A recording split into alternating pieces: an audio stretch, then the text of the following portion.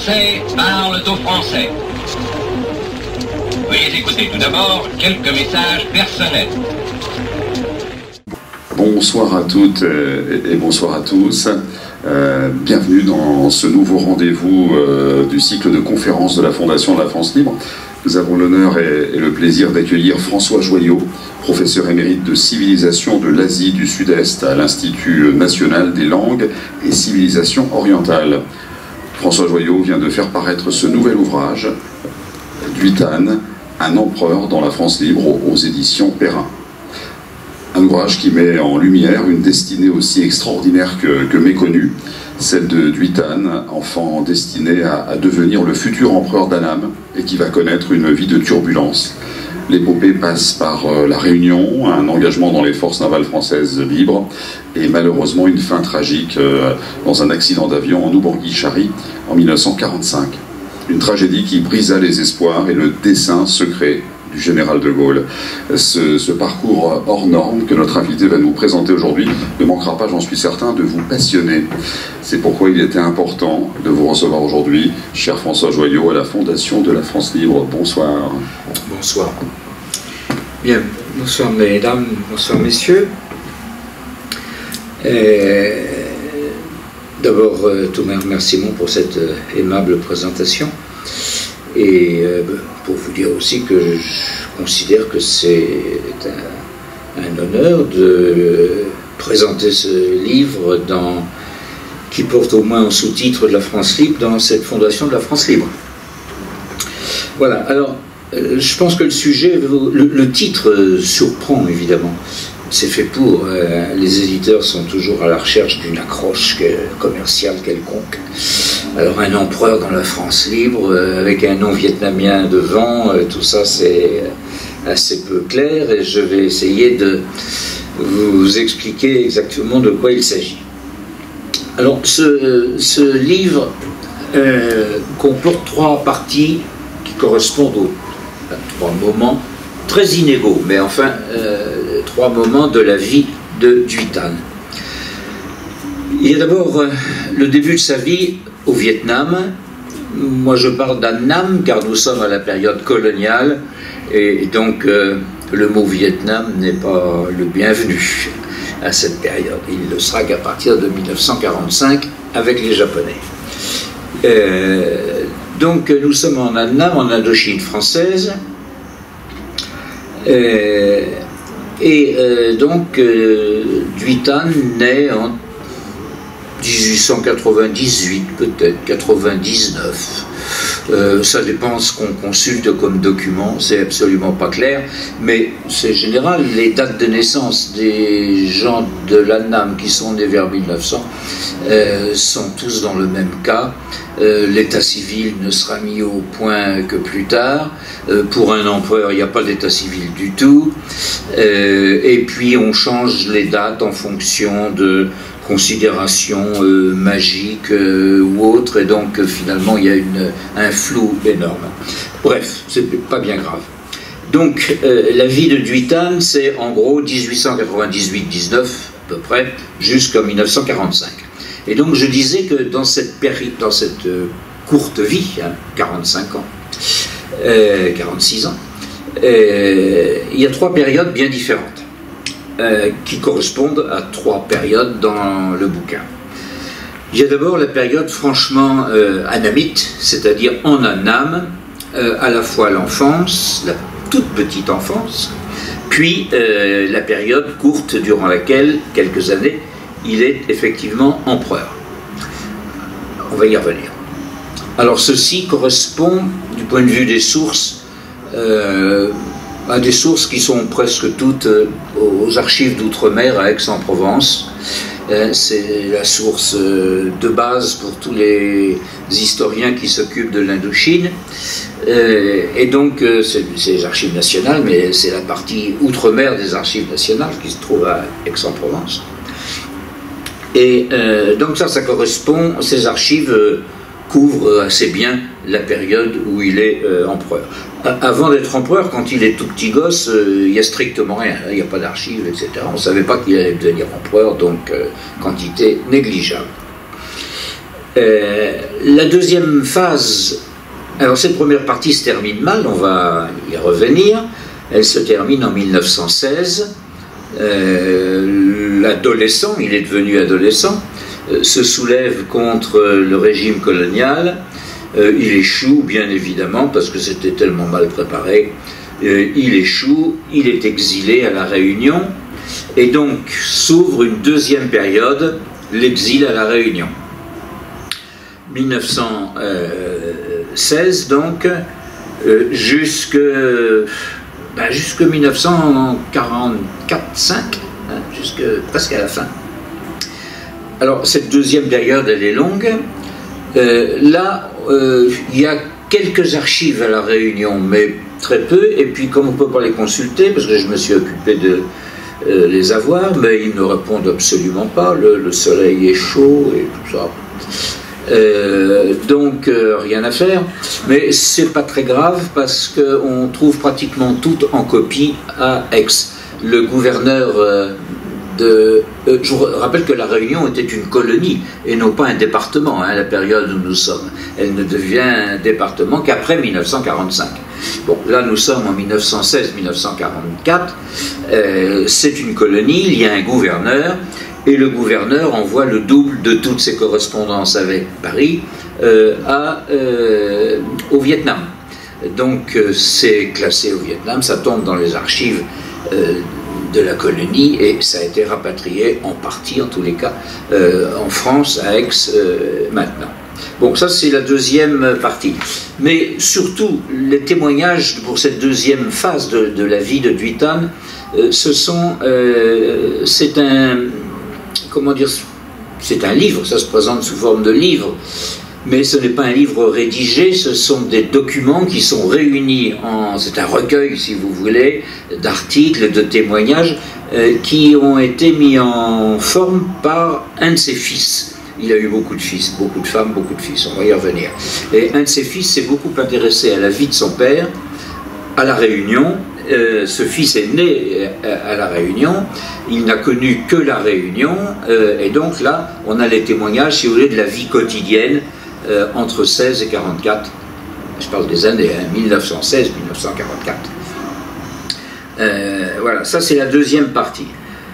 La troisième, vous voyez qu'elle est très courte, puisqu'il va décéder en décembre 1945. Il a commencé à quitter La Réunion en 1944 pour Madagascar, n'est arrivé en France qu'en juin 1945. Donc la troisième partie, c'est en mois, en semaines et en mois qu'elle se compte. Et là, curieusement, il n'y a pas d'archives.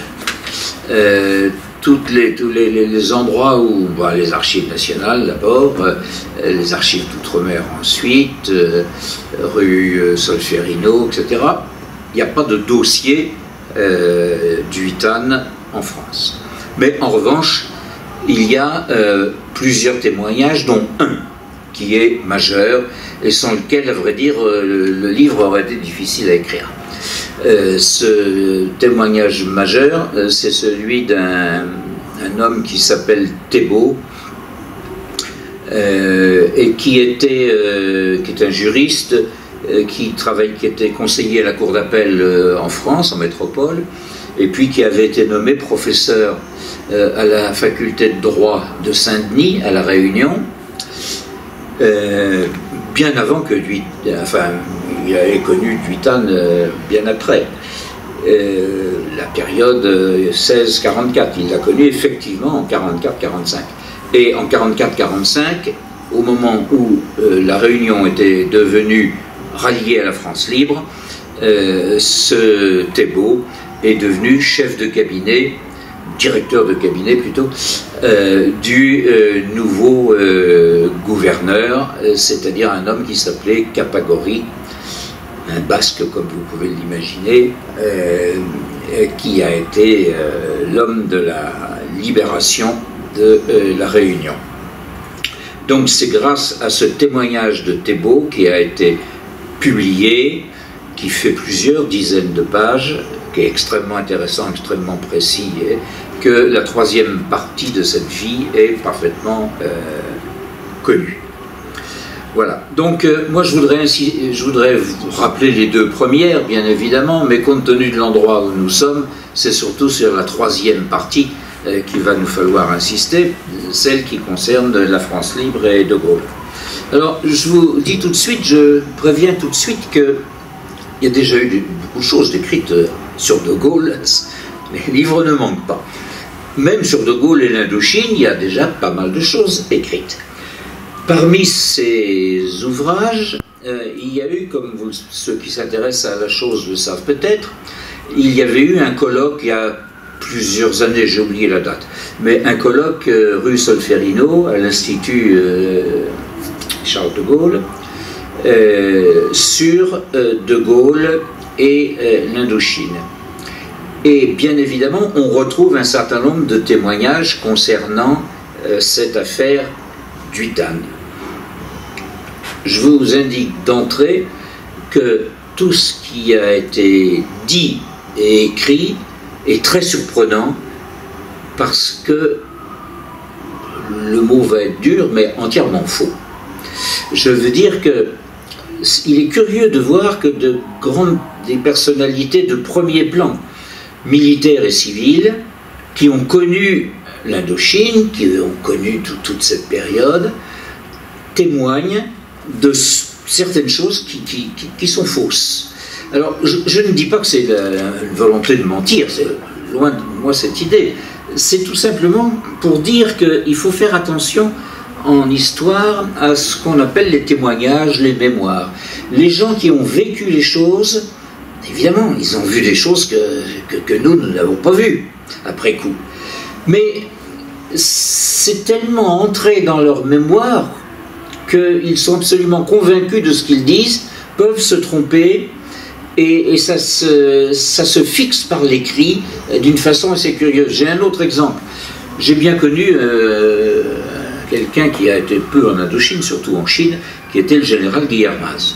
Bon, Guillermaz était un universitaire qui à l'époque était très connu, qui a beaucoup, enfin à l'époque c'était dans les années 60, 70, très connu, a beaucoup travaillé sur le Parti communiste chinois, la Chine populaire, bon, qui a été présent à la conférence de Genève de 1954, mettant fin à la présence française en Indochine. Eh bien, le général, et je connais vraiment intimement, je connaissais, il est décédé, je connaissais intimement le général de Gaulle. Bon. Il dit dans ses mémoires, sans que ça lui paraisse, ça coule de source, qu'il y avait là des ministres chinois qui n'ont jamais été à la conférence de Genève. Pourquoi il le dit? Parce qu'il a assisté aussi à la deuxième conférence de Genève, celle sur le Laos en 1962. Dans sa tête, tout ça s'est mélangé. Il a reporté des choses de 62 en 54, et on a maintenant des témoignages écrits d'un homme qui est fiable, généralement fiable dans ce qu'il écrit, et qui a une certaine autorité, donc tout le monde recopie, tout le monde s'appuie là-dessus. Ben, c'est une erreur, parce qu'il a confondu les deux conférences de Genève. Donc c'est vous dire que, alors il ne faut pas non plus aller trop loin, les témoignages, les mémoires, c'est quelque chose d'important, mais il faut faire attention. Et là, on va en avoir un bel exemple. Bon, ceci étant, attaquons donc la première période de la vie. Vous avez une photo, alors je pense qu'on allait... Non, excusez-moi. Voilà. C'est bon? Voilà. Vous avez une première photo qui n'est pas d'Huitane, qui est son père, l'empereur précédent. L'empereur précédent qui, lui, a régné de 1889 à 1907. On va voir arriver d'Huitane en 1907. Bon, il a régné cette période-là. Ça fait partie de ces empereurs qui ont été mis en place par la France, bien évidemment, dont les pouvoirs étaient devenus très très restreints. Toutes les questions honorifiques leur étaient confiées, mais au-delà, ils avaient un gouvernement. Et il avait des ministres vietnamiens, annamites. Il y en avait un pour la guerre, il y en avait un pour les finances, il y en avait un, etc., etc. Mais tous ces gens-là n'avaient quasiment aucun pouvoir. Celui qui avait les pouvoirs, c'était le résident français en Annam, c'est-à-dire à Hue, la capitale de l'Annam, la capitale traditionnelle de l'Annam, au centre du Vietnam actuel. C'était le président donc général en Annam. Au-dessus de lui, c'était le gouverneur général de l'Indochine, et puis au-dessus de lui, c'était le ministre des colonies à Paris. Et là était le pouvoir, bien évidemment. Et donc l'empereur, celui-ci y compris, ça va être la même chose, ça va être pire avec Duy Thanh, n'ont strictement aucun pouvoir réel, si ce n'est de représentation et quelques bricoles sans grand intérêt. Ce qu'on espérait surtout de Thanh Tai, c'est qu'il représente l'Annam, qu'il fasse une courroie de transmission honnête entre la population et l'administration coloniale française. Malheureusement, c'est pas ce qui s'est passé. Duy Thanh s'est avéré que son caractère était curieux, qu'il se laissait aller à des excentricités inadmissibles, qui relevaient du sadisme, de la cruauté, de la démence de temps en temps. Bref, tout ça n'allait... Oui, c'est celle-ci qui est là. J'ai là une deuxième photo qui n'est pas connue, qui est tout à fait originale. Voilà, c'est ça ce que vous voyez. Oui, j'ai compris. Qui est ce même empereur déguisé en soldat colonial français. Bon, ça c'est assez innocent, mais enfin, il avait quand même atteint un âge où ça a commencé à poser des problèmes. Il s'était constitué une espèce de petite armée de femmes qu'il entraînait lui-même à la guerre, qu'il avait armée et dont il pensait qu'elle pourrait être d'une certaine utilité en cas de rébellion contre la France. Et puis, encore une fois, on ne va pas entrer dans le détail de certaines choses qui ne sont pas très drôles, mais enfin, ça n'allait pas du tout. Alors, il faut dire que tout le monde n'est pas d'accord pour juger cette santé mentale déficiente. Il y a des gens du côté colonial, y compris dans l'administration coloniale, qui le trouvaient plus acceptable. D'autres, au contraire, étaient très critiques. Si vous regardez les Vietnamiens d'aujourd'hui, les historiens, ils sont visiblement ennuyés avec ce cas. Certains disent qu'effectivement ça n'allait pas très bien, d'autres disent c'était une feinte, mais en réalité il était parfaitement sain d'esprit. C'est difficile, il y a des témoignages dans tous les sens. On peut présenter n'importe quelle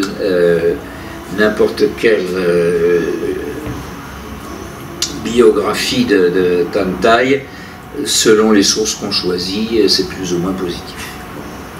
Enfin, quoi qu'il en soit, l'administration coloniale décide de s'en séparer en 1907. Et donc, on l'exile. C'était pas le premier exilé, par parenthèse, il y en avait déjà. On l'exile dans le sud, ce qu'on appelait à ce moment-là la Cochinchine. On l'exile en Cochinchine, d'ailleurs dans un endroit très confortable que je vais vous faire voir si je me retrouve dans cette affaire. Non, dans l'autre sens. Voilà. C'était la villa que s'était fait construire Paul Doumer, le gouverneur général de l'Indochine, au bord de la mer, au Cap Saint-Jacques. Et donc c'est là qu'on a exilé l'empereur sous prétexte de folie. Alors, l'ayant exilé, il fallait en trouver un autre. Ça a été compliqué, inutile de vous dire. Il y a eu entre les Vietnamiens eux-mêmes, entre l'administration coloniale, entre Paris et Hanoï, des échanges sans arrêt, plutôt lui, plutôt... Enfin bref, vous imaginez tous les groupes de pression qui s'agitent, les opinions divergentes qui existent. On tombe finalement sur... Voilà. sur celui qui va devenir Duitane, c'est-à-dire celui-ci, l'aîné des garçons. Les deux autres sont ses sœurs et puis un frère cadet. On choisit celui-ci. Il a des titres à être choisi. Vous le voyez que, en tant que garçon, c'est l'aîné. Bon. Il descend directement du premier empereur fondateur de la dynastie vietnamienne, la dynastie des Nguyen, fondée en 1802, dont le premier empereur a été Gia Long. Il en est le descendant direct. Donc, à ce titre, il est tout à fait légitime. Le problème, c'est qu'il est né en 98-19 et que nous sommes en 1907. Donc, c'est un gosse de 7-8 ans.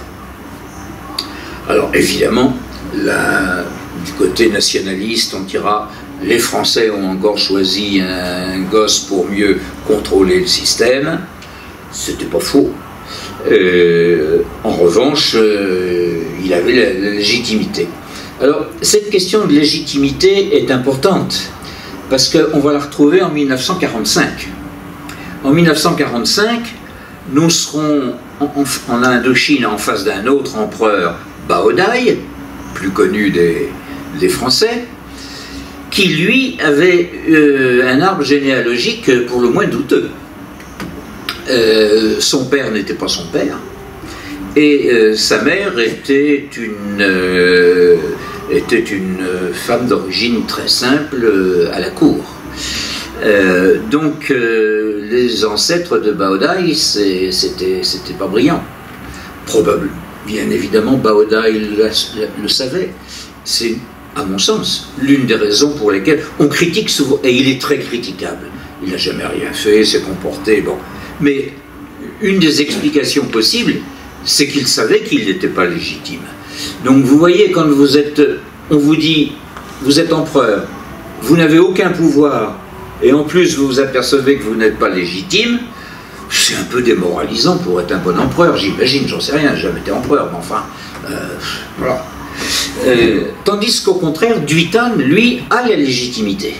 Il descend en ligne directe du fondateur de la dynastie. Bon, donc 1907, alors on en fait un jeune empereur.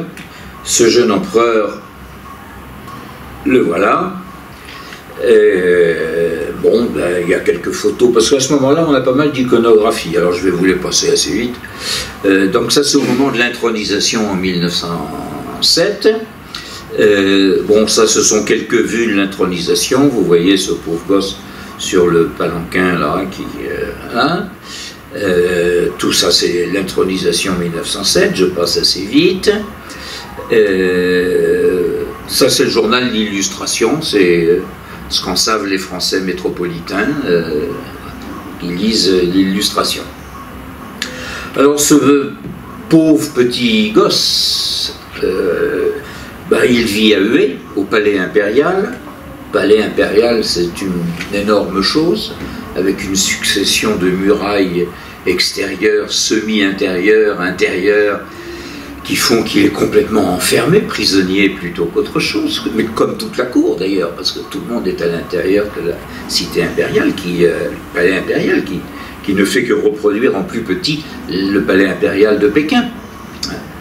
En plus petit et un peu plus provincial, disons, voilà, mais enfin c'est du Pékin en raccourci. Alors il vit là, l'intérieur, vous voyez, pour un gosse de 7-8 ans, c'est pas enthousiasmant, c'est triste comme tout. Donc vous avez un empereur qui bien évidemment ne dirige rien, et bien évidemment il ne sait pas lire.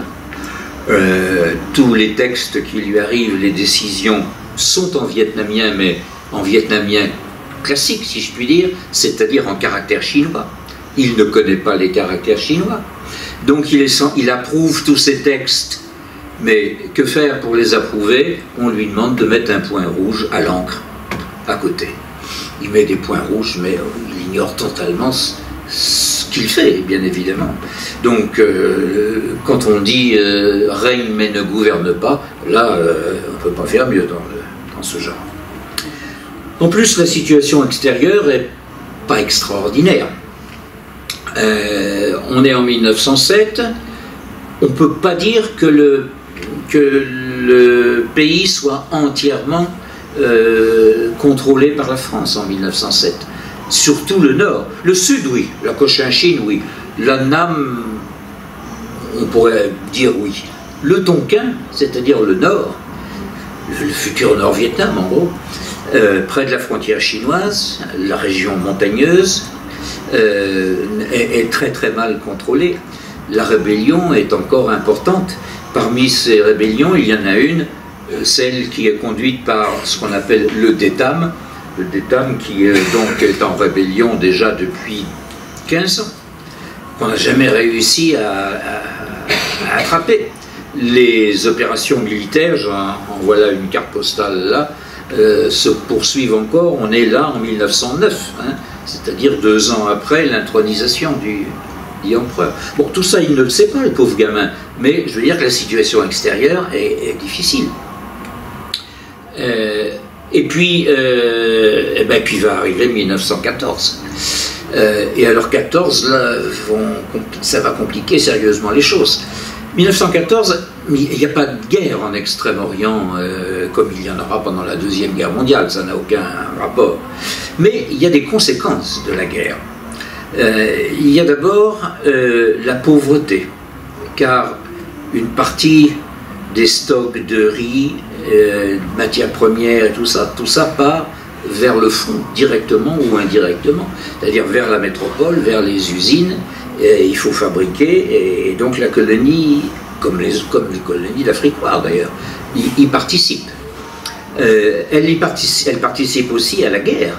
Il y a eu des dizaines de milliers de Vietnamiens qui ont été enrôlés, qui n'ont jamais été, très rares ont été ceux qui ont été sur le front, vraiment. Si vous pensez à Verdun, le chemin des dames, etc., il y a eu très très peu de Vietnamiens. D'ailleurs, il y a eu des pourcentages de pertes qui n'ont rien à voir avec les pourcentages de pertes dans les troupes françaises proprement dites. Mais n'empêche qu'ils ont été envoyés en métropole, ou dans l'armée, ou dans les usines d'armement, ou dans le secteur économique. Certains ont même été envoyés sur le front d'Orient, les Dardanelles, et vous voyez là 2 Vietnamiens qui sont à Salonique, l'un est en train de couper les cheveux à l'autre. Bon, c'est dire qu'il y a eu des conséquences pour la guerre, de la guerre de 14 ans en Indochine en général. Parmi ces conséquences, il y en a une qui nous intéresse directement, c'est que bien évidemment les nationalistes vietnamiens se sont dit il n'y a pratiquement plus de troupes françaises en Indochine. Si on veut faire elles sont sur le front, elles sont en métropole. Si on veut faire quelque chose, c'est le moment. Les Allemands ont bien compris qu'il y avait là aussi quelque chose à faire, et les Allemands étaient très représentés à Bangkok. On appelait le Siam à l'époque, la Thaïlande aujourd'hui. Ils avaient une ambassade importante car le Siam était très proche de l'Allemagne sur le plan politique, relations culturelles, etc. Et l'ambassade d'Allemagne a commencé à donner des encouragements aux nationalistes d'Annam pour leur dire profitez du moment. Il y a plus grande troupe française en Annam. Si vous voulez faire quelque chose, c'est maintenant, et nous, Allemands, on est prêts à vous aider. Donc vous voyez que là, il y avait indirectement des conséquences qui pouvaient être graves. C'est ce qui fait qu'un chef nationaliste, Phan Boi Chau, a finalement contacté l'empereur. Alors il a grandi, hein, parce qu'on l'a pris en 1907, mais maintenant nous sommes en 1914-1916, donc il a 16-17 ans, voilà, c'est un adolescent, c'est plus le gamin du début. Un chef nationaliste, donc je disais, Phan Boi Chau, le contact, avait repéré qu'il commençait à remuer dans les brancards, si je puis remuer dans les brancards. L'empereur faisait de temps en temps des réflexions très curieuses quant à la domination française et tout ça.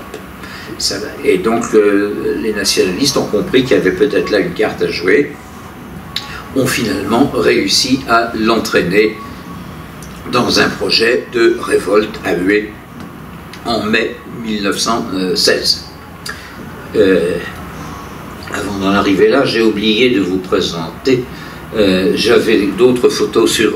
on fait une petite marche arrière, là, excusez-moi. Ça, c'est le gouvernement de l'empereur. Donc, vous voyez le pauvre gosse qui ne sait rien d'autre que faire poser des points rouges sur du papier. Évidemment, c'est tous ces gens-là qui dominent la situation. Ce sont les régents et le gouvernement, bien évidemment. Et puis, je voulais vous montrer, en opposition à cela, le pauvre empereur qui, là, est en train d'apprendre à écrire. Donc ça vous donne le contraste entre les deux. Alors là, j'ai un petit problème parce que j'en ai deux. Voilà. J'ai oublié de vous présenter son précepteur. Il avait deux précepteurs.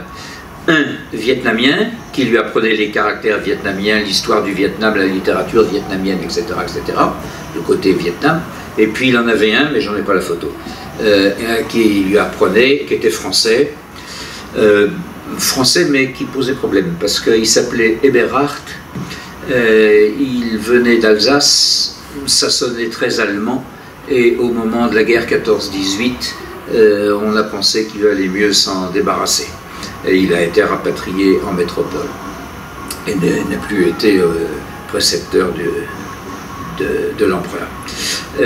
Et donc là, l'empereur vietnamien, c'est celui qui va devenir, il va épouser la fille de ce précepteur, c'est celui qui va devenir son beau-père, précisément en 1916, au moment du coup d'État. Alors, la photo suivante montre une plage. Bon, c'est une plage qui est très connue des Vietnamiens en Annam, je prononce probablement mal, Kratung, et c'est là qu'on emmène l'empereur tous les ans, en vacances. Car il suit un calendrier qui est exactement celui de l'écolier de base en France. Il ne travaille pas le jeudi, à ce moment-là c'était pas le mercredi, hein, c'était le jeudi. Il ne travaille pas le jeudi après-midi, les horaires... Le reste de la semaine, c'est les horaires de l'école primaire en France. Les vacances, c'est les vacances de l'école primaire en France. Et donc, on l'emmène en colonie de vacances, si je puis dire. L'astuce est mauvaise. Et là, c'est sur cette plage. Alors, cette plage va avoir une certaine importance, car il est toujours accompagné de deux ministres, parce qu'il faut une suite pour aller à la plage tout seul. Et ces ministres, ils emmènent avec eux leurs garçons et leurs filles pour essayer d'animer un peu tout cela. Et un des ministres emmène sa fille. Malheureusement, je n'ai pas la fille petite. Là, c'est beaucoup plus tard. C'est dans les années, je ne sais pas, 60 ou quelque chose comme ça. Mais enfin, il tombe amoureux de la femme qui est là quand elle était petite. Il tombe amoureux. La cour enclenche le processus, si je puis dire. On va voir la famille, de qui s'agit-il, hein, on revient, bon, on offre les premiers cadeaux, et puis d'un seul coup, nous sommes en 1916, toujours. D'un seul coup, l'empereur, 16-17 ans, rompt le projet de mariage. Personne ne comprend pourquoi d'un seul coup. Il se dit amoureux de cette fille, pourquoi la rupture?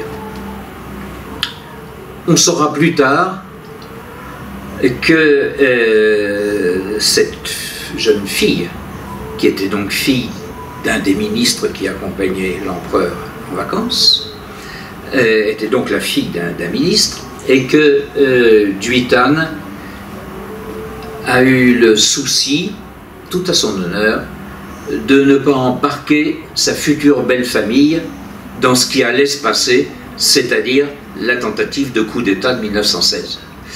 Ici, il savait donc qu'il allait s'engager dans cette voie et il n'a pas voulu engager la fille et la famille. Donc, il a rompu. Mais il fallait bien le marier. Et même aller plus que le marier, parce que certains pensaient au système traditionnel du gynécée, donc pas seulement une épouse, mais plusieurs. Alors finalement, on a trouvé cette épouse qu'il épouse au début de l'année 1916, janvier ou février 1916, qui sera finalement sa seule épouse, mais qui tombera enceinte tout de suite, mais qui fera une fausse couche. Et c'est pas pour entrer dans le détail de l'intimité, c'est pour dire qu'il n'y aura jamais d'héritier garçon légitime de ce mariage avec cette seule femme.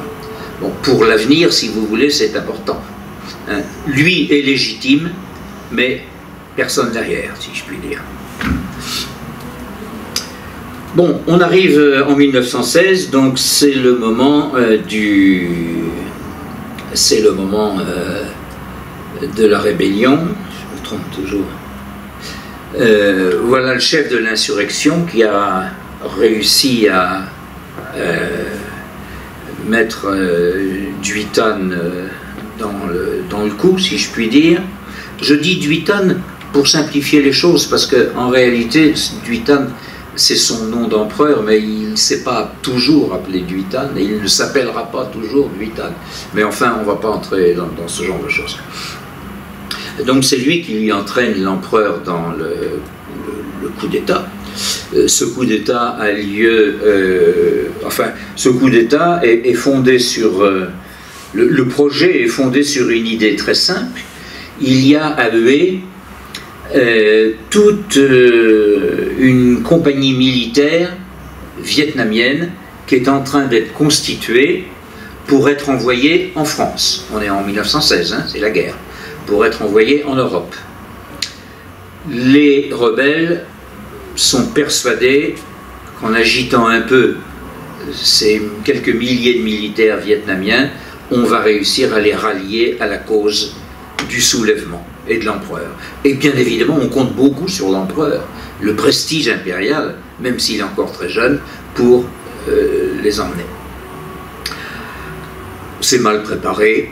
L'administration coloniale est au courant 2-3 jours avant d'un certain nombre de choses, commence à arrêter des leaders, donc les autres leaders s'inquiètent, etc. Et tout le monde, finalement, le coup d'État est lancé. On est dans les premiers jours du mois de mai 1916. Il est lancé, mais il va échouer dans les 24 heures. Et l'empereur se retrouve prisonnier des forces de police. Bon. Et donc là, c'est la fin de la première partie, puisqu'on va passer à l'exil à La Réunion.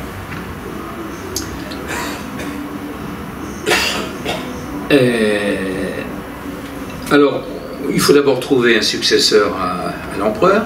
Bon, on en trouve un, c'est Cai Dinh, qui va régner de 1916 à 1925. C'est le prédécesseur immédiat de Bao Dai. Pour ceux qui connaissent mieux Bao Dai, c'est son prédécesseur. C'est un homme qui n'est pas d'une lignée extraordinaire. On ne connaît pas vraiment le père. Et lui-même est homosexuel et impuissant. Ce qui, vous voyez, pour une lignée, pose quand même quelques problèmes. Donc, c'est la raison pour laquelle Bao Dai, qui a toujours été présenté comme le fils de celui-ci, ne peut pas en être le fils. Bon. Mais Bao Dai savait sûrement pas de... Il savait sûrement qu'il n'en était pas le fils, mais il ne savait pas de qui. Il était effectivement le fils. On trouve donc un empereur. 1916, on recommence toute la cérémonie, c'est pas notre sujet, et tout le monde va partir pour La Réunion. Ça, c'est le bateau des messageries maritimes qui fait le transport, Indochine-Réunion. Et alors partent ENT pour La Réunion, à la fois le père, celui qui a été destitué en 1907 pour raison de folie. Il est toujours en Cochinchine, dans le sud, dans la villa de Paul Doumer. Et il continue ses frasques, ça s'est pas amélioré. Bon, On lui a prêté une voiture, il l'a vendue, il a plusieurs concubines, il les bat, il leur vole ses bijoux pour payer ses dettes, enfin bref, ça va pas du tout. Et donc on se dit, bah, ça va être l'occasion, on va envoyer et le père et le fils, tous les deux, à La Réunion. À La Réunion, c'était un lieu d'exil à la période coloniale où il y avait eu d'autres cas. Hein. Il y avait eu la reine de Madagascar, Harry Vélo. Il y aura le vaincu de la guerre du Rif, Abdelkrim. Voilà, c'était un lieu connu. Et donc, tout le monde part à La Réunion. Le père, Tantai, part avec une suite assez considérable. Et il a plusieurs domestiques, plusieurs femmes, plusieurs enfants, tout le monde est embarqué, si je puis dire. Il a 2 épouses qui sont 2 sœurs, qui partent aussi, tout le monde part à Saint-Denis de La Réunion, en exil. Et puis, mais je n'ai pas de photo de Duitane à ce moment-là, et puis Duitane, bien évidemment, part, avec sa femme qui est enceinte, mais qui a déjà fait sa fausse couche, et puis un frère, une sœur, enfin une petite suite, mais très limitée, pas comparable à celle du père. Et donc va commencer la deuxième partie de sa vie, 1916-1944, l'exil. Bon, ben, c'est la vie d'un exilé, je ne vais pas... ça manque un peu de relief, donc on va passer plus vite. Ce qu'il faut savoir, c'est que très rapidement, il va abandonner son côté vietnamien, se fondre dans la population de La Réunion et la population française de La Réunion. Parce qu'à La Réunion, il y a quelques Chinois, ils fréquentent peu la communauté chinoise, il y a une petite communauté musulmane d'Indiens, et alors là, ils ne les fréquentent pas du tout. Abdelkrim, au contraire, n'aura que cette communauté d'Indiens musulmans comme amis. Mais lui, non. Son père continuera à s'habiller à la vietnamienne, lui va tout de suite s'habiller à la française. Il va d'ailleurs entreprendre pendant 1 an quelques études au lycée. Il va apprendre 2 langues étrangères, l'anglais, l'espagnol. Bon, et puis un certain nombre d'autres choses. Et donc il y a une volonté, si vous voulez, de se fondre dans la population française de la colonie, c'est très, très net. D'ailleurs, je vais vous montrer quelques photos qui sont une démonstration par elles-mêmes. Il fait du cheval. Bon, il faut dire qu'il mesure 1,60 m et il pèse 50 kg. Bon, pour être jockey, pas mieux. Il est jockey reconnu, il est l'un des fondateurs de la Société hippique de La Réunion, il est passionné de ça, et les propriétaires de chevaux de course à La Réunion lui confient leurs chevaux pour les courses, etc. Donc, et vous voyez l'habit, c'est pas l'habit vietnamien traditionnel, il y a une volonté de se fondre dans la population. Par ailleurs, il est passionné de musique classique notamment. Et il est lui-même excellent musicien, tout ce qui est instrument à cordes. C'était déjà le cas au Palais Impérial avant de partir. Étant gosse, il a toujours été très bon musicien. Bon, mais vous le voyez, en costume, jouant au violon, voilà, ça en dit quand même long. Mais il a d'autres aspects. Il est franc-maçon. Il est franc-maçon, on peut le comprendre parce que il a été élevé en Annam, où une très grande partie de l'administration coloniale était franc-maçonne. Donc il a commencé déjà dès le départ à apprendre un certain nombre de choses en Indochine, pas impossible. Et puis à Saint-Denis, il se fait un grand nombre d'amis qui sont tous des gens de gauche, dans le milieu droits de l'homme, franc-maçonnerie, parti socialiste. Je ne dis pas parti communiste, parti socialiste. Il n'a jamais été communiste. Il se trouve que là, il est invité à une conférence et qu'il y a la faucille et le marteau au-dessus. C'est une chose. Mais lui-même n'a jamais été communiste. Mais il a été franc-maçon très dur, très cultivé. Il connaissait toute l'histoire de la franc-maçonnerie. Mais un franc-maçon bizarre. Parce que, par ailleurs, à La Réunion, il va avoir 3 maîtresses successives, avec des enfants avec chacune de ses maîtresses. À chaque fois qu'il y a un enfant, il se réjouit des baptêmes. Ils ont tous des noms chrétiens. Il se réjouit des baptêmes. Il se veut poète. Il compose des poésies, si vous les lisiez, vous direz c'est une poésie d'un chrétien, et même d'un chrétien fervent. N'a jamais rien dit contre le catholicisme ou la religion. Dieu sait si c'était la religion dominante à La Réunion à cette époque. Jamais, au contraire. Et finalement, vous le savez déjà, j'anticipe, il va périr dans un accident d'avion. Son corps sera récupéré en Afrique par une mission catholique des missionnaires qui étaient dans le coin, dans l'Oubangui-Chari, et ils ont attesté qu'ils avaient retrouvé le corps et qu'il avait lui-même à la main un chapelet.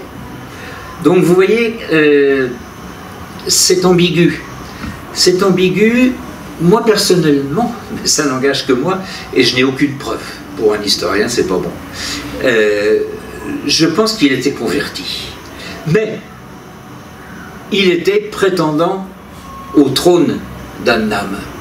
Et chrétien, il ne pouvait pas être vraiment prétendant au trône d'Annam. Donc, à mon sens, il a mis ça sous le boisseau, par parenthèse, filé son chemin sans rien dire, ayant toujours l'espoir de revenir sur le trône d'Annam. C'est mon explication, mais encore une fois, j'insiste, je n'ai aucune preuve. Aucune. Bref, donc il est aussi, vous voyez, franc-maçon et conférencier, lui aussi, si je puis dire. Et puis, j'ai mis homme du monde.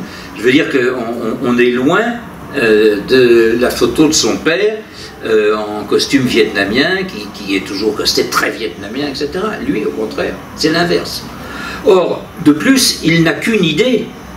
C'est pas vraiment de retourner au Vietnam pour le moment. Ce sera le cas France Libre. Pour le moment, ce qu'il veut, c'est aller à Paris et devenir français. Il a demandé sa nationalité française plusieurs fois. Il a demandé à s'engager dans l'armée, qui plus est à La Réunion, c'est l'armée coloniale. Dans l'armée coloniale, alors pour un colonisé, voilà, il a demandé plusieurs fois, et dès avant la guerre, à s'engager dans l'armée et à devenir... Il a fait monté tout un dossier sur ses diplômes et ses décorations pour favoriser sa naturalisation française. A menti d'ailleurs, a dit qu'il avait le bachot, ce qui n'était pas vrai, mais il a dit qu'il avait une culture française, ce qui était parfaitement vrai. Il parlait un français impeccable. On a lu des écrits d'ordre littéraire qui sont tout à fait corrects. Il avait une grande culture, il lisait, etc. Donc vraiment vouloir devenir français avait un sens. Et aller à Paris, évidemment. Si vous comparez, excusez-moi, si vous comparez à un homme comme son voisin, Abdelkrim, exilé à La Réunion, qui n'avait de rapport qu'avec la communauté indienne musulmane, les futurs Pakistanais, si je puis dire, qui ne sortait quasiment pas, qui était très très bien traité par la France, mieux que Duitane. Vous voyez la différence, ne serait-ce dans l'habillement, vous voyez la différence. Et à la même époque, je vais vous montrer une dernière photo, c'est celle de sa mère qui avait demandé à retourner au Vietnam parce qu'elle ne supportait pas la Réunion. La France avait accordé le retour au Vietnam. Elle vivait à Hue, la capitale impériale, et vous le voyez, bon, sa mère c'est celle qui est devant, là, en rouge, celle qui est en jaune derrière, c'est une de ses sœurs, la sœur de Duitane. Excusez-moi, monsieur là. Et donc vous voyez à quel point c'était resté traditionnel du côté des femmes. Ça correspondait absolument pas à ce qu'elle était devenue Duitane à La Réunion. Enfin, dernière photo qui va nous servir de transition pour la France libre, c'est Duitane et la radio. Duitane devient passionné de TSF. Il a un petit magasin que voilà. Un magasin, ça c'est devant, c'est un de ses fils. Un petit magasin de TSF où il fait les réparations. Mais surtout, la réparation ne le passionne pas. Ce qui le passionne, c'est la radio, émettre et recevoir. Bon, il n'a pas un matériel qui lui permet d'aller bien loin, mais l'endroit le plus proche, c'est l'île Maurice. L'île Maurice, à cette date, n'est pas indépendante, elle est encore britannique, enfin, c'est l'ancienne île française, mais qui est devenue britannique sous le Premier Empire. Elle est encore britannique, elle est donc du côté France libre, si je puis dire. Et donc il essaie d'avoir des contacts avec les radios... Les radios quoi? Les radios, comment on dit? Les amateurs radio de l'île Maurice.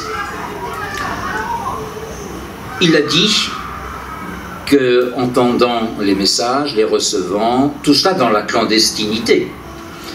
Parce que à partir de 1940, à partir de la guerre, l'île de la Réunion se trouve dirigée par les pétinistes. C'est l'administration de Vichy qui tient la Réunion, de 40 à 42. Donc, les relations radio et tout ça avec les Anglais à l'île Maurice, c'est de la clandestinité, c'est de la résistance, c'est l'entrée dans la résistance de Duitane. Et donc il va faire ça pendant 2 ans. Il y aura des moments où ça tournera mal, il sera emprisonné pendant 1 mois, puis finalement libéré. Et on a prétendu qu'il avait entendu l'appel du 18 juin. Mais techniquement, c'est pas possible qu'il ait entendu l'appel lui-même. Ce qu'il a sûrement entendu, c'est la retransmission de l'appel par les Anglais à l'île Maurice. Ça, c'était tout à fait possible, compte tenu du matériel dont il disposait. Mais enfin, il est classé parmi ceux qui ont entendu l'appel. Donc, il a continué à vouloir s'engager. Et donc là, nous entrons dans la 3e partie de la France libre. Il a continué à vouloir s'engager dans l'armée française, mais vous voyez, il l'avait fait bien avant, dans les années 30. Là, ça prenait une autre dimension, parce qu'il s'agissait bien évidemment des forces françaises libres. Bon, au début, ça a été systématiquement refusé. Il avait contre lui des dossiers qui étaient négatifs. Ces dossiers, ils venaient d'Indochine, où l'armée en était toujours restée à 1916, au complot, à l'insurrection, et donc il y avait grand risque à l'admettre dans l'armée. Et donc il traînait, si vous voulez, ce dossier. Voilà. Il a fallu 1942, c'est-à-dire la libération de la Réunion par la France libre, pour que les choses se renversent. Alors il prétend, je le répète, avoir entendu l'appel, bon, laissons tomber direct ou pas direct. Le fait est que, alors qu'on attendait une libération par les Anglais, c'est finalement, je me suis trompé de sens, c'est finalement les forces navales libres françaises qui libèrent la Réunion en 1942. Le Léopard, c'est le bâtiment sur lequel arrive un commando d'une 40aine d'hommes qui sont immédiatement débarqués et qui vont s'emparer des points stratégiques de Saint-Denis, la capitale. Ne trouve pas une énorme résistance. Et puis du Léopard débarque également un gouverneur, mais un nouveau gouverneur, France libre, c'est-à-dire Capagori. Capagori est un, je l'ai déjà dit, je me répète, un Basque. Il était né à Bayonne. Il avait fait la guerre 14, mais avait été très gravement blessé. Et avait donc dû abandonner l'armée et s'était reconverti dans l'administration coloniale. Avant la Réunion, il avait fait de l'Afrique, et je crois que son dernier fait d'armes, c'était d'avoir rallié le Gabon à la France libre. Et à ce moment-là, De Gaulle lui donne l'ordre de s'embarquer sur le Léopard pour une mission secrète qui est la libération de la Réunion. On est donc là en 1942. Ah ben j'ai une photo, ouais, excusez-moi, autant en profiter. Voilà le gouverneur Capagori. Je n'assure pas que la photo soit vraiment de 1942, hein. Parce qu'il y a un certain nombre de décorations qui sont probablement anciennes. Je sais pas, j'ignore la date. Bon. Alors, là, les choses changent. Capagori est très attentif à ces deux exilés. Il a Abdelkrim et Duitane. Les deux l'intéressent. Il va d'ailleurs faire beaucoup pour Abdelkrim. Ça ne lui sera pas rendu, puisque vous savez peut-être que Abdelkrim obtiendra finalement son rapatriement en France, en 1900, je crois c'est 47 par la suite, et à l'occasion d'une escale au Caire, prendra la fuite et reprendra le flambeau nationaliste arabe à partir du Caire. C'est donc une vision contraire de celle de Duitane qui demande depuis des années à être dans l'armée. Bon. Alors finalement, il ne va pas être dans l'armée au sens strict du terme, il va être dans la marine, puisqu'on l'embarque sur le Léopard grâce à Capagori. On l'embarque forcément dans les transmissions, puisqu'il savait faire la radio, etc. Il fait une petite tournée, 1 mois de mer, il va jusqu'au Kenya, mais ça va pas du tout. 40 kilos, 50 kilos, c'est bien pour être jockey, pour être marin, ça va pas du tout. Et donc on le débarque pour des raisons sanitaires, 1 mois plus tard, à La Réunion, retour au point de départ. Mais ce mois lui a été profitable, car il a rencontré sur le bateau 2 personnalités qui vont l'aider sérieusement. L'une, c'est le général Le Gentilhomme. Le Gentilhomme, étant sur le bateau, faisant la traversée Réunion-Afrique, avait remarqué ce jeune anamite, demande au pacha, mais qui est-ce? Et le pacha lui répond, c'est un anamite qui s'est engagé sous le nom de Vinsan et qui prétend être l'empereur d'Annam. On ne sait pas plus.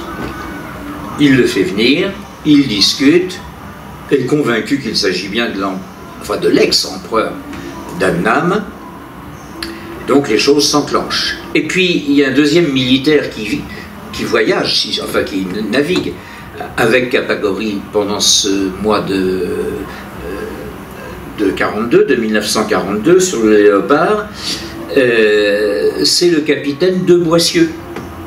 De Boissieu est à ce moment-là en mission et sur le même bateau. De Boissieu donc accompagne le général, évidemment, il était capitaine et ne fait que suivre les entretiens, mais enfin réalise lui aussi les choses. Et De Boissieu va jouer un rôle par la suite essentiel dans la carrière de Vinsan. Excusez-moi, je vous ai pas... Alors là, du coup, j'ai une photo de De Boissieu qui est de décembre 42, c'est presque la bonne date. Il était plus mince que par la suite, hein. Ça c'est net. Ouais, c'est le lot de tout le monde. Enfin, c'est le mien, en tout le cas. Bon, alors, donc du coup, le dossier de Vinsan commence à, on est en 42, prendre de l'étoffe, et ce n'est pas De Boissieu, mais c'est le général Le Gentilhomme finit par des relations militaires à le faire nommer aspirant. Donc voilà Duitane qui devient aspirant. Le problème, c'est qu'on est en période de guerre, il n'y a pas vraiment de tailleur militaire à disposition, comme vous pouvez le voir. Et donc, voilà, on lui donne les uniformes standards, il y a ça, il n'y a rien d'autre. Mais enfin, il est aspirant dans la coloniale. Qu'est-ce qu'on va pouvoir faire de Duitane? Parce qu'il fait toujours 50 kg et 1,60 m. Dans la coloniale, c'est pas le même genre. Donc, on a une idée, on va l'envoyer à Madagascar, parce qu'à Madagascar, on a sur les bras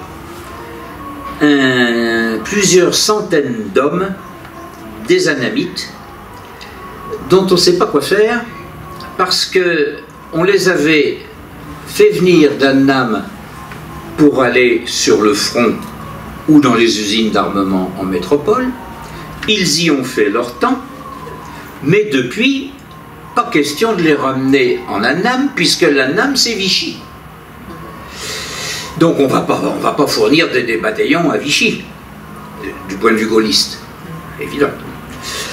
Donc on les a mis à Madagascar, ils ont fait le tour par l'Afrique du Sud, ça se passe pas très bien, ils sont gardés par la coloniale, mais la coloniale ce sont des Noirs qui s'entendent pas très bien avec les Anamites, les Noirs sont 3 fois plus grands que les Anamites, enfin bref, il y a des bagarres, tout ça c'est la pagaille, et donc le général Lemonnier a une idée, le gentilhomme je vais dire, Lemonnier c'était le général de Madagascar, a une idée, eh bien on va prendre l'empereur pour essayer de calmer tout ce beau monde, de les organiser, et quand la victoire approchera, on aura un bataillon anamite supplémentaire à fournir à l'Indochine pour libérer l'Indochine du Japon. Bon, me voilà mon aspirant que vous avez sous les yeux parti à Madagascar, on le met dans la fosse au lion, si je puis dire. Alors il a tout de suite beaucoup d'ennuis. D'abord, vous voyez là, c'est pas imposant hein, comme uniforme, il faut dire ce qui est. Deuxièmement, c'est la coloniale. Alors les Anamites, ils connaissent la coloniale, parce que les Noirs qui les gardent, c'est la coloniale aussi. Vous voyez, tout ça c'est pareil. Et puis, Duitane ne parle que 2 langues possibles avec ses 10 Anamites. C'est ou la langue de Hué, c'est-à-dire une langue très recherchée, la langue de l'aristocratie anamite, ou alors le français, qu'il parle très bien. Mais il ne parle absolument pas le vietnamien de base des Vietnamiens de la coloniale. Donc les gars commencent à se dire, qui c'est ce gars qu'on nous met là, et est-ce que ce ne serait pas de la propagande, est-ce qu'on ne nous embarque pas? Bon. Puis alors après, il leur annonce qu'il est l'empereur. Alors là, évidemment, ça c'est quand même gros. Mais enfin, il travaille, il va y rester plus de 2 mois, et au bout des 2 mois, il aura convaincu tout son futur bataillon, les gars seront en ordre, et ce sera sa première victoire militaire, si je puis dire, que d'avoir mis en ordre de marche, c'est le moment de le dire, le bataillon d'Anamite de Madagascar. Bon, ceci étant, son idée, c'est pas ça, c'est d'être français, d'être dans l'armée française et de partir en France pour se battre, dit-il, contre le Boche. Le Boche, c'est pas de moi, hein, c'est de lui, écrit. Contre, je fais attention à être politiquement correct, c'est pas moi qui le dis, c'est lui. D'ailleurs, j'ai reproduit dans le livre le Boche. Donc, c'est toujours son objectif, et il a toujours derrière lui Capagori qui essaie de le pousser en avant, mais qui se heurte au ministère de la France d'Outre-mer et la coloniale, qui ont toujours en tête 1916 et qui ne veulent pas en sortir. On est 1944, vous le voyez, c'est le moment de Brazzaville, enfin le discours de Brazzaville, c'est les idées de Gaulle sur l'Union française après coup, enfin après la victoire, je vais dire. Duitane pense à tout ça, il écrit des textes, il a des amis à la radio, de Madagascar et de Saint-Denis, et il finit par faire émettre des manifestes pour l'avenir de l'Indochine. Et son avenir, l'avenir de l'Indochine tel qu'il la voit, c'est à 80% ce que dit De Gaulle à Brazzaville. Il voit une Indochine fédérée, elle l'est déjà. Il voit un empire d'Annam qui aurait un peu la main sur le Cambodge et le Laos. Ça a toujours été l'idée des Annamites. C'est déjà un peu le cas. Et il y a des points qui sont en avance, mais en fait, il n'est pas évident que De Gaulle ne les partage pas. Il est pour l'unité du Vietnam, évidemment. C'est-à-dire l'unité entre les trois provinces, les trois qui, Tonkin, Annam, Cochinchine. Et ça, c'est une chose qui ne passe pas au ministère de la France d'Outre-mer. On en est toujours au système ancien. Lui, il est pour l'unité du Vietnam et il est pour une indépendance, mais une indépendance progressive, dans l'Union française que vient de proposer De Gaulle à Brazzaville. Donc vous voyez, il est à la fois, il se distingue de ce qui est dit par De Gaulle. C'est pas forcément différent de ce que pense De Gaulle, mais on est à une époque 44 où on a encore le vaste problème de la libération de l'Indochine et des Japonais, et puis bientôt du Viet Minh, du communiste. Donc, si vous voulez, ces idées politiques se mettent en place à ce moment-là. Bon, finalement, là-bas j'avais une photo de... dernière rencontre, passe en inspection à La Réunion. Il est revenu de Madagascar à La Réunion, après son exploit militaire. Passe en inspection René Pleven. René Pleven, qui à l'époque est chargé des colonies, qui va d'ailleurs être à Brazzaville. La photo là est prise à Brazzaville. Vous avez De Gaulle à côté, Pleven debout, au moment du discours de Brazzaville. Bon. Pleven, comme les prédécesseurs, est surpris par cet aspirant annamite. Qu'est-ce qu'il fait là? Qui est-il? Etc. On lui explique. Et il se dit, mais ça pourrait énormément servir dans la France libre. Donc Pleven propose de faire envoyer Duitane en Angleterre dans une école militaire pour le former, et ensuite on verra ce qu'on en fait. Bon, la proposition tombe à l'eau à Paris, ça n'a jamais eu de suite. Mais n'empêche qu'à partir de ce moment-là, Pleven connaît Duitane. Et donc vous avez deux Boissieux, vous avez Capagori, deux Boissieux et Pleven, trois gaullistes de choc, si je puis dire, qui tous les trois sont intéressés par le rôle qui pourrait être joué par Duitane. Finalement, il part à Paris, via Madagascar à nouveau, parce que le bateau partait de Madagascar, voilà. C'est le 8 mai, c'est à Madagascar qu'il est. Donc il partait combattre sur le front français, ça c'est râpé. Mais enfin, il fête l'armistice et il est accueilli par les officiers de Madagascar. Il a son galon son pointillé galon d'aspirant. Il est très, très heureux de partir, c'est le grand départ. Et puis de là, le voilà parti à Paris. Et à Paris, De Gaulle, c'est la dernière partie, décide donc de nommer deux Boissieux, capitaine de Boissieux, puisque vous l'avez connu là-bas, eh bien vous allez vous en occuper. Donc on détache de Boissieux de son commandement, on l'attache au cabinet de De Gaulle. Ça tombe bien parce qu'il va se marier avec sa fille un peu de temps après. Mais enfin là je suis mauvaise langue, c'est pas la raison profonde. Mais enfin ça va peut-être jouer, faut pas non plus. Bon. Et De Boissieux va travailler pour que Duitane s'impose sur la scène politique et dans les affaires d'Indochine, et y compris dans l'armée. Vous le voyez sur la photo qui va suivre, vous avez un Duitane avec 4 galons.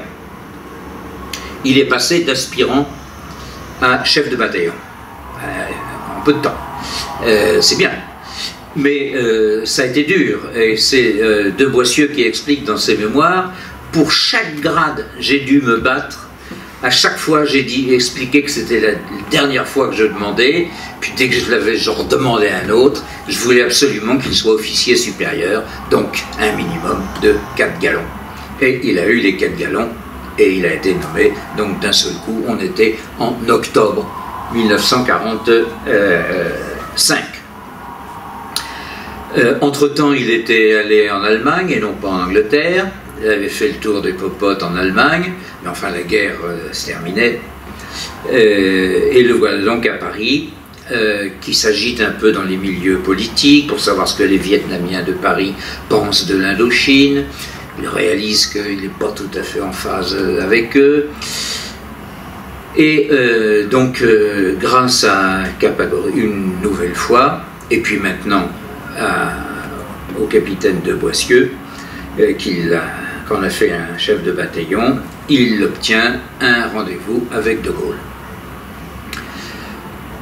Là, on entre dans la période où ce que je vais dire ne correspond absolument pas à ce que vous pouvez lire. De Gaulle reçoit Duitane, qui d'abord vient en tenue militaire, et non pas en mandarin ou en empereur vietnamien. Hein. C'est pas Abdelkrim. Bon, il vient en militaire, il est avant tout, et il en est content, des forces françaises libres. Il est reçu, on a dans les mémoires de Gaulle un compte-rendu qui est assez insignifiant. Je ne dis pas que les mémoires de Gaulle sont insignifiantes, mais ce passage est insignifiant. Je crois que cette insignifiance s'explique très bien si on admet que tout cela va aboutir à un échec et que De Gaulle va écrire ses mémoires après, évidemment. Donc, si vous voulez, n'aura jamais tendance à faire un chapitre spécial Duitane, Vincent c'est son autre nom, Duitane, parce que ça a été un échec. Donc, à mon avis, il n'y a pas de contradiction entre ce que je vais dire et ce qui est écrit de Gaulle. De Gaulle écrit tout simplement « on a pris contact ». Bon, point à la ligne, je passe à autre chose. En fait, il a pris contact, mais il avait déjà, avant de rencontrer Duitane, avant de rencontrer Duitane, il avait déjà pris la décision de le renvoyer en Indochine et de le remettre sur le trône d'Annam. Pourquoi je dis ça? Vous avez, si je reprends le colloque qui a eu lieu rue Solferino il y a plusieurs années sur l'Indochine et De Gaulle et Indochine, vous avez des témoignages de généraux. Il y avait le général, enfin, peu importe, je demande de me croire, enfin bref, qui disent non, personne n'était au courant, Leclerc n'a jamais été au courant. C'est faux, c'est faux. Quand De Gaulle a confié la mission Duitane à De Boissieu, il lui a dit « personne ne doit le savoir, sauf Leclerc ». Donc il y avait déjà un sérieux indice. Et ça, c'est dans les mémoires de Boissieu, de Boissieu.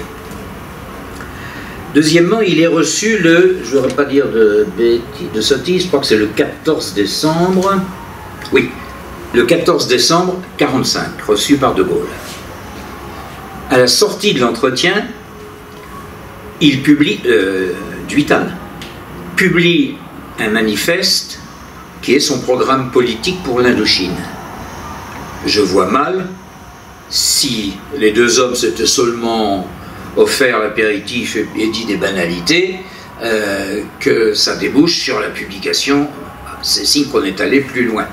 Mais surtout, et c'est là pour moi la preuve, le 14 décembre, ce même jour, le 14 décembre, est déclenché en Indochine, à Saïgon, une opération liée à Duitane. Cette opération est la suivante.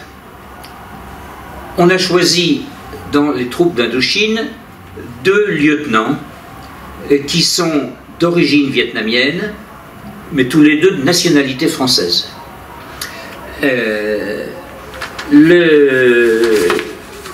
L'un s'appelle Le Van Kim et l'autre Tran Van Don. Ces 2 hommes sont très très français du point de vue de leur éducation, qu'elle soit militaire ou civile. L'un est né à Bordeaux, l'autre a fait ses études à Marseille, enfin bref, ils sont totalement intégrés français.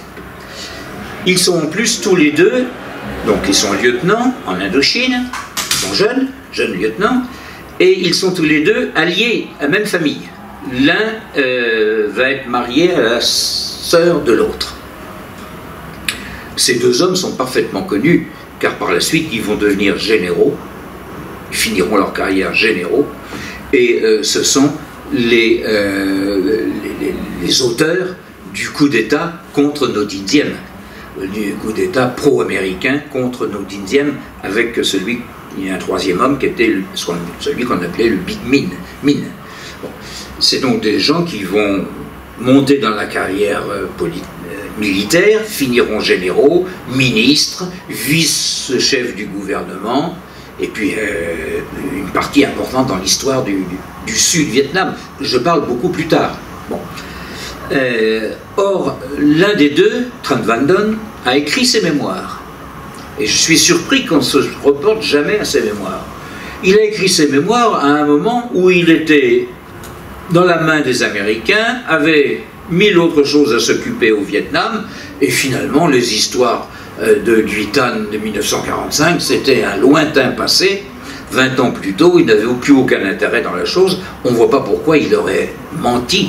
Or, il y a un long passage de Tran Van Don qui explique que il a reçu l'ordre avec son futur beau-frère, l'autre lieutenant, de monter un commando de 100 hommes, de l'entraîner rapidement et de le lancer par voie aéroportée sur la ville de Hue.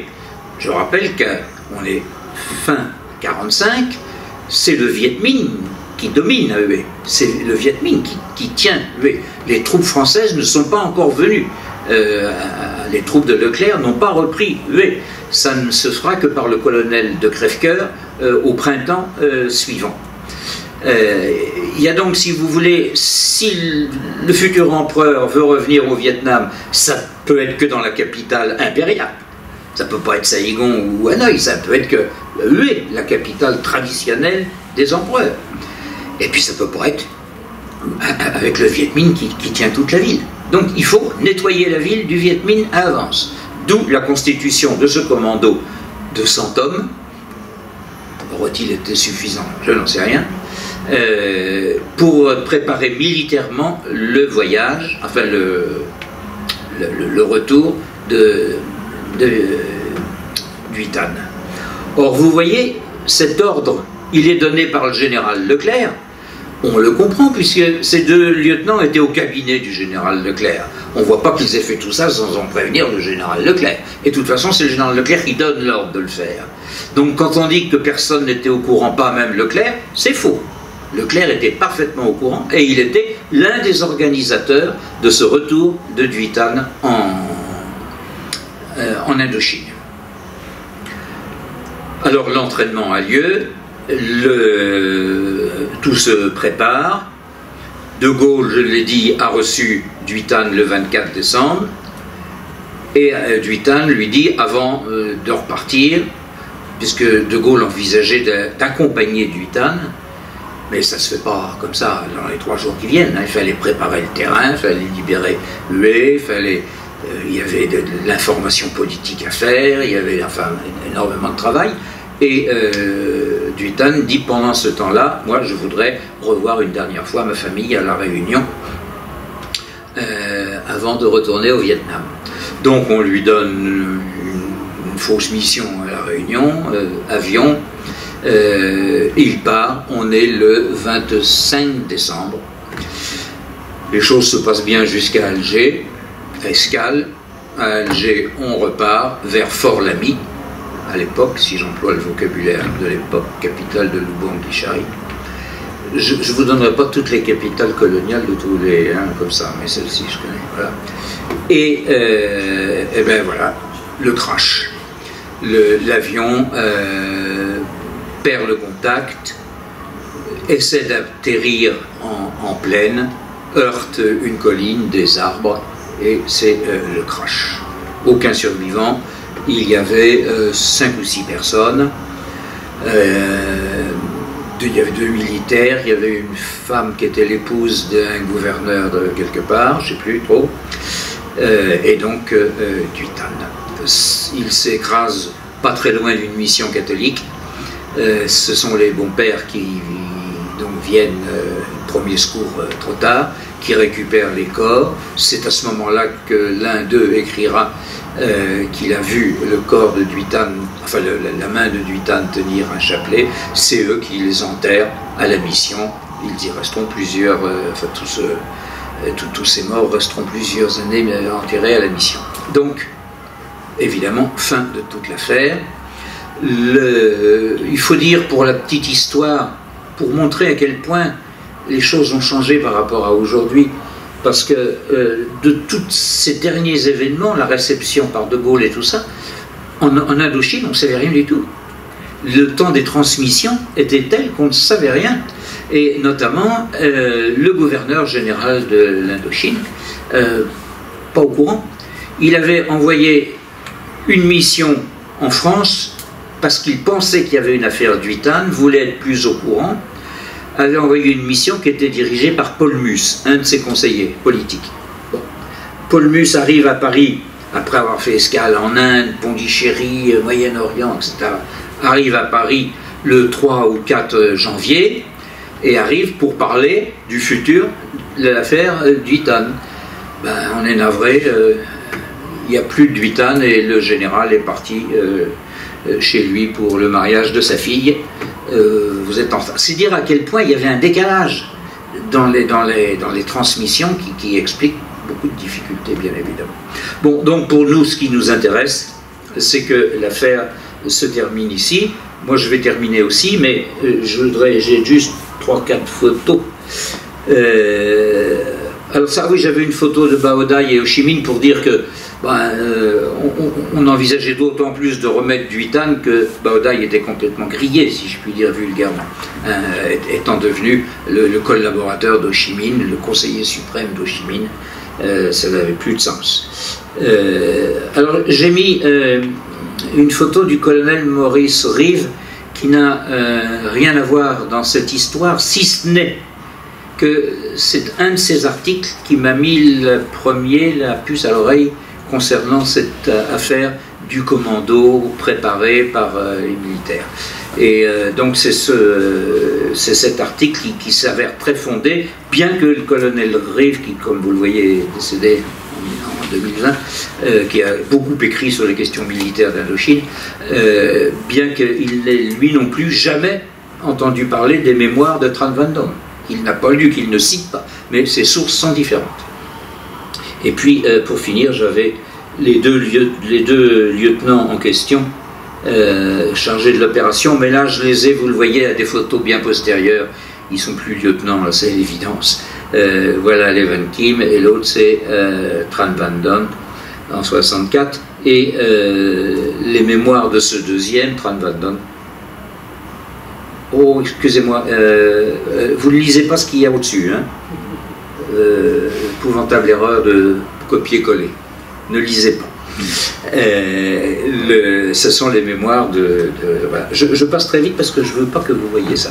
J'ai oublié de... Et ça, c'est un mot. Bon.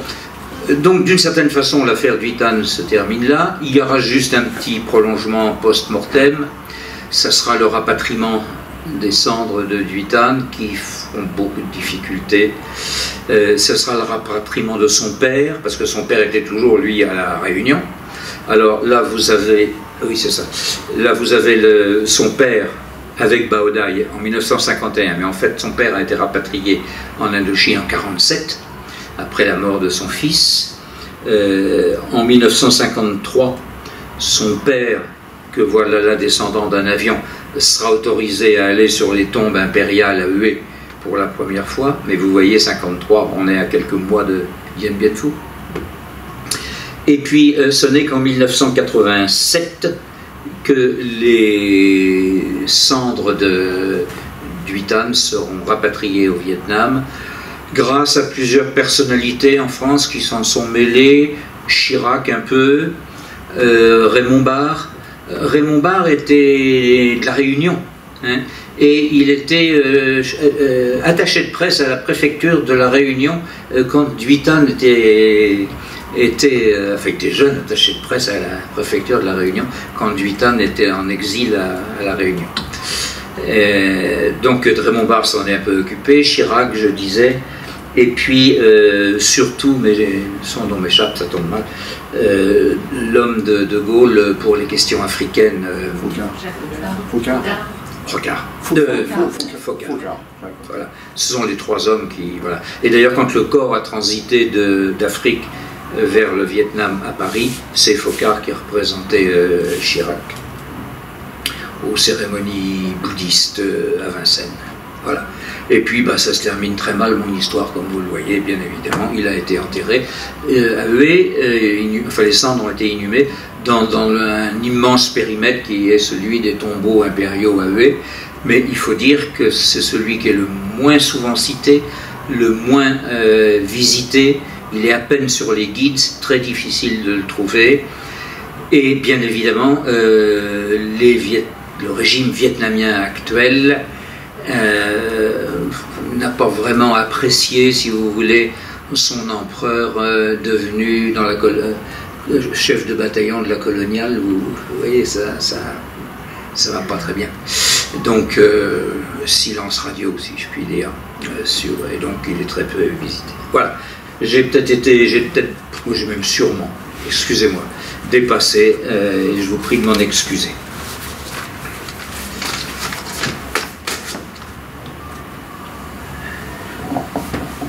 Voilà, on va vous remercier de cette présentation et de cette mise en lumière là, fort utile donc, du parcours de Uy Tan. On a appris beaucoup de choses, peut-être que dans la salle, quelques personnes souhaitent réagir avant que nous passions à la partie de signature. Sinon, s'il y a des questions, je suis prêt, mais je comprends bien que ça doit poser problème parce que c'est totalement inconnu, je veux dire. Alors, ça surprend un peu, quoi. Je conçois la chose. Bien. Oui. En fait, la question, est-ce que ça aurait changé les choses s'il avait été au pouvoir? Parce qu'il y avait quand même, me semble-t-il, en Indochine, il y avait quand même eu un certain nombre d'exactions qui avaient été commises, qui étaient importantes en 1945, notamment en 1945, mars 1945, je crois, avec le général Lemonnier, enfin tous ces... C'est horrible ce qu'ils ont fait finalement. Et moi je ne sais pas si on aurait eu vraiment... ça aurait changé. Ma réponse est oui, et ce oui, c'est pas le mien, c'est celui du général de Gaulle. Donc il a de la portée. Je m'explique. Par la suite, de Boissieu, et il le rapporte dans ses mémoires, reparlera, quand de Gaulle aura démissionné et sera reparti à Colombey, parlera souvent de Dien Bien Phu, de tout ça, y compris de Uy Tan.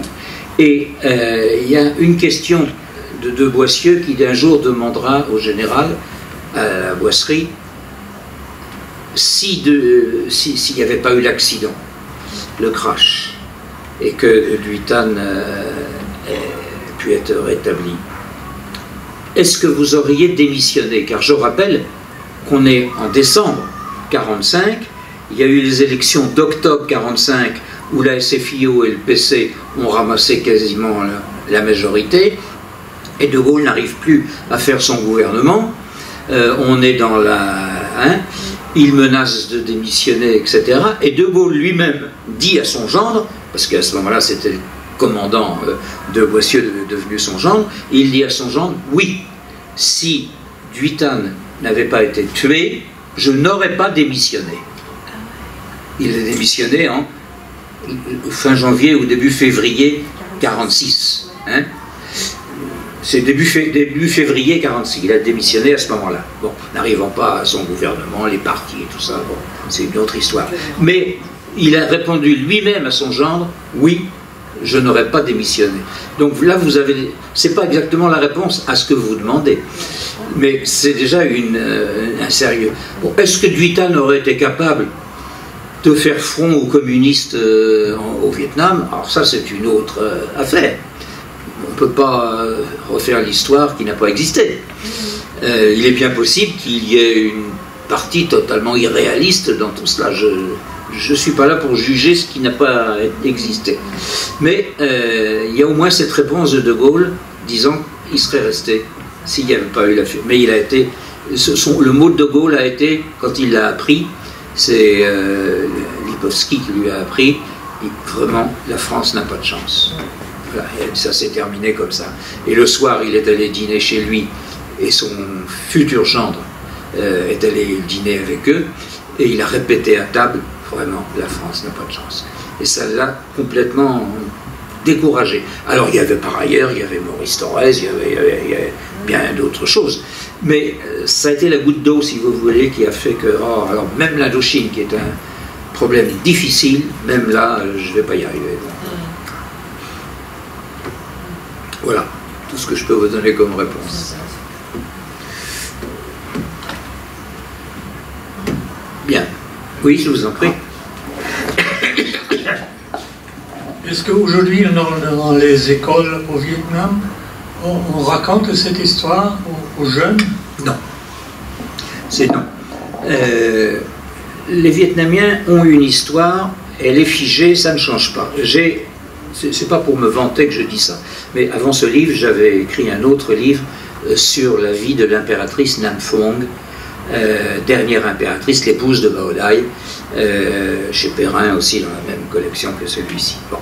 Et la vie de l'impératrice Nam Phuong se termine mal, parce qu'après avoir toujours été très pro-française, catholique, très pratiquante, très pratiquante, elle a fini sa vie avec un amant communiste, franc-maçon, en Corrèze. Bon.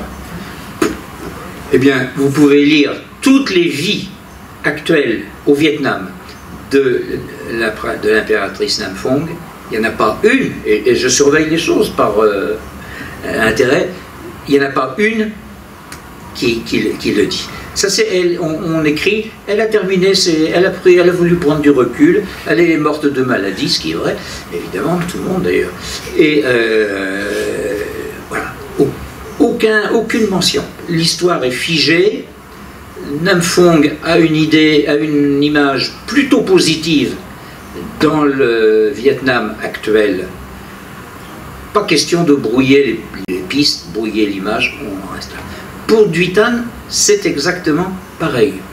La seule différence, c'est que vous verrez souvent le mot Duy Tan au Vietnam écrit, il y a une université Duy Tan, et il y a des compagnies qui s'appellent Duy Tan, etc. Mais le Duy Tan en question, c'est pas le nôtre. Duy Tan veut dire, en vietnamien, renouveau, et en chinois c'est pareil. Renouveau. Et le premier parti nationaliste vietnamien, celui qui a entraîné Duy Tan, le nôtre, dans les événements de 1916, c'est un parti qui s'appelait Association pour le renouveau, je lis dans l'autre sens parce que les caractères sont dans l'autre sens, Association pour le renouveau du Vietnam. Bon. Et il y avait le mot Duy Tan. La France coloniale, pour essayer de contrecarrer ce nationalisme naissant, a dit, ben, le Duy Tan, ben, le voilà, c'est celui-là, c'est le petit haut là, c'est lui le Duy Tan. Et vous voyez que le même mot a évidemment deux sens différents, hein, c'est clair. Et donc aujourd'hui, quand il y a une université qui s'appelle Duy Tan, ah ben on voit pas, c'est parfaitement politiquement correct, on ne voit pas pourquoi il n'y aurait pas un renouveau au Vietnam. Le Vietnam le dit sans arrêt. Mais il ne faut pas se tromper de Duy Tan. Mais toutes les rues qui était marqué Duitane, 1898-1945. Ça, c'est embêtant. Tout ça, ça a été largué. Mais on maintient le mot Duitane qui a un autre sens. Enfin, pas un autre sens, mais une autre acceptation. Voilà. D'où ma réponse.